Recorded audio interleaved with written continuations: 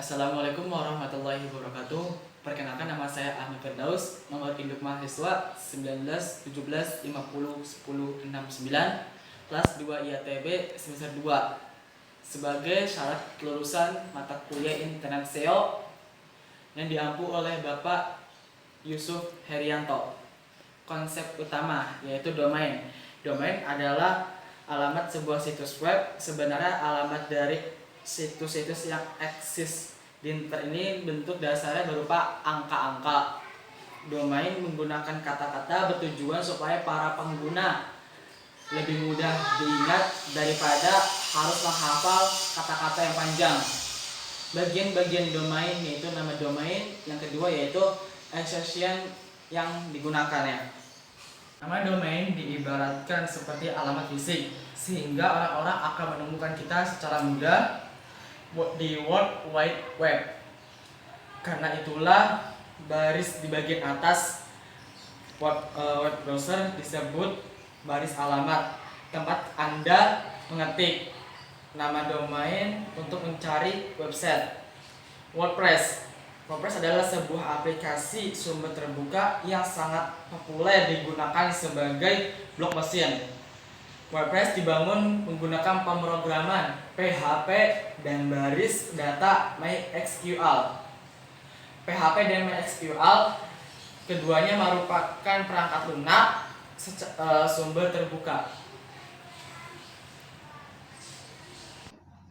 Blog merupakan singkatan dari weblog, adalah bentuk aplikasi web yang berbentuk tulisan-tulisan pada sebuah halaman web. Blog mempunyai fungsi-fungsi yang beragam, yaitu mulai dari catatan harian, media, dan lain-lain. Jenis-jenis blog yaitu blog politik, blog agama, blog harian, blog politik, dan lain-lain. Situs web adalah sekumpulan halaman web yang sering berhubungan yang berada pada umumnya pada peladan yang sama, berisikan kumpulan informasi yang disediakan secara perorangan, kelompok, dan organisasi.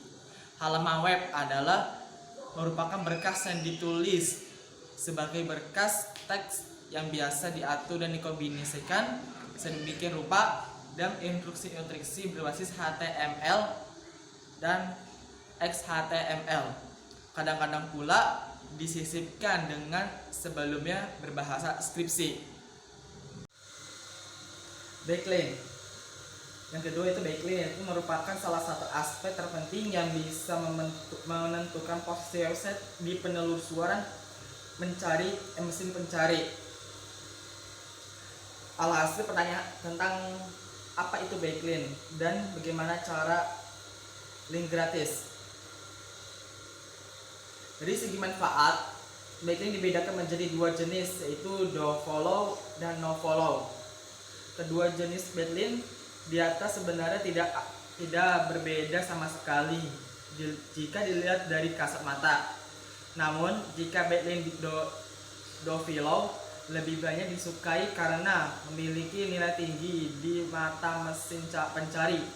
Sementara jenis no follow relatif kurang diminati karena tidak memberikan efek berarti untuk website.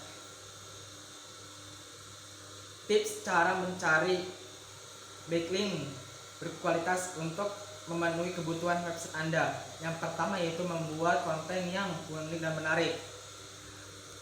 Sudah bukan rahasia lagi jika konten yang baik akan menarik banyak orang untuk mencari sekaligus. Mereferensikan jadi difokusin untuk mencari ide baru sebagai bahan tulisan. Yang kedua, aktif membangun relasi pertemanan. Jika Anda merupakan seorang blogger, jangan sampai terlewat untuk ikut bergabung dalam sebuah komunitas. Di Jogja misalnya ada KBJ, Komunitas Blogger Jogja, untuk menjadi wahana efektif untuk saling bertukar pikiran maupun menambah jejaring pertemanan. Yang ketiga itu tulisan informasi yang sedang banyak dicari. Untuk bisa menghadirkan konten berkualitas. Ada berbagai macam jalan yang bisa ditempuh. Salah satunya yakni dengan menemukan topik bahasan yang sedang banyak dibutuhkan. Yang keempat itu melakukan blog walking ke website yang memiliki topik sama. Itu aktivitas blog walking memang sudah mulai ditinggalkan karena dianggap cukup merepotkan dan kurang powerful untuk mendobrak posisi website yang hasil pencarian. Gunakan tools agar proses pencarian backlink Anda semakin mudah. Gunakan juga tools seperti Ahrefs, Moz atau Majestic yang bisa menampilkan data backlink dari website kompetitor. Dari data tersebut kemudian bisa Anda pilih untuk dijadikan target membuat link building yang lebih optimal. Sayangnya tools ini menerapkan sistem berlangganan sehingga Anda harus mengeluarkan investasi uang yang angkanya cukup lumayan.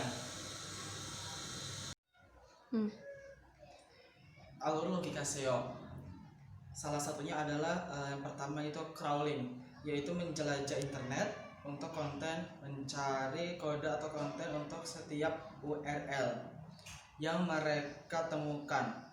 Yang kedua yaitu indexing, yaitu menyimpan dan mengatur konten yang ditemukan selama proses crawling. Setelah sebuah halaman berhasil diindeks, maka halaman itu sudah dalam proses untuk ditampilkan sebagai hasil dari permintaan relevan.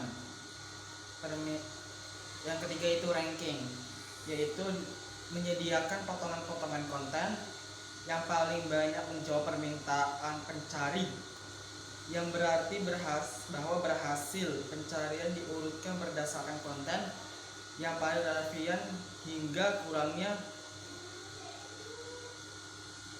Yang bagian kedua yaitu dia alur logika SEO itu mempunyai dua elemen. Yang pertama itu on-page SEO, konten dan infrastruktur website. Yang pertama bagiannya yaitu menargetkan cluster keyword terbaik. Yang kedua itu mencocokkan konten yang ada dengan target kelompok keyword tertentu.